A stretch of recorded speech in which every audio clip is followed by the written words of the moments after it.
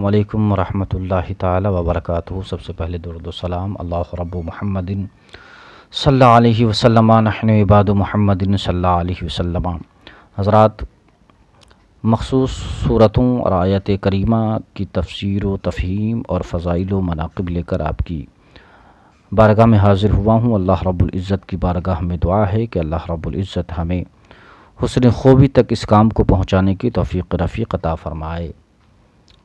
حضرات، آج بات کرتے ہیں سورہ فاتحہ کی۔ تو سورہ فاتحہ کے نام بے شمار ہیں، اس لیے ان کے فضائل بھی بے شمار ہیں۔ اس لیے کہ یہ اصول ہے کہ جس کے نام کثیر ہوتے ہیں اس کے فضائل بھی بے شمار ہوتے ہیں۔ تو نام ان کے بے شمار ہیں، اس میں سے 20 نام علامہ نعیم الدین مراد آبادی نے اپنی کتاب تفسیر خزائن العرفان میں نقل فرمائے۔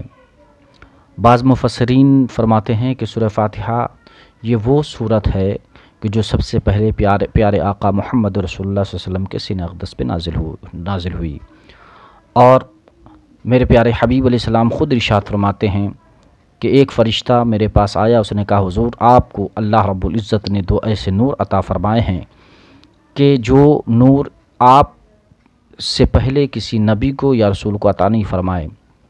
اس میں سے پہلا نور یہ سورہ فاتحہ ہے، اور دوسرا نور سورہ بقرہ کی آخری 2 آیتیں ہیں۔ حضرات، اس سورہ کو اللہ رب العزت کے پیارے حبیب علیہ السلام نے سورہ شفا بھی قرار دیا۔ آپ فرماتے ہیں کہ سورہ فاتحہ میں ہر مرض کے لیے شفا ہے، ہر شے کے لیے، ہر چیز کے لیے، ہر مرض کے لیے، ہر لا علاج مرض کے لیے شفا ہے۔ اور صوفیہ فرماتے ہیں کہ اگر کوئی شخص پریشان ہو، مصیبت میں ہو اور پریشانیوں اور مصیبتوں میں گھرا ہوا ہو، تو ایسے عالم میں اگر وہ 100 بار سورہ فاتحہ کا ورد کر لے اول آخر درود پاک کے ساتھ، تو اللہ رب العزت اسے اس مصیبت سے، اس پریشانی سے نکال لیتا ہے۔ اور میرے نبی کا خود ارشاد ہے کہ اگر کوئی شخص مریض ہے، لا علاج مرض میں مبتلا ہے، تو پھر اسے چاہیے کہ وہ سورہ فاتحہ کی کثرت کرے، اس لیے کہ سورہ فاتحہ میں شفا ہے۔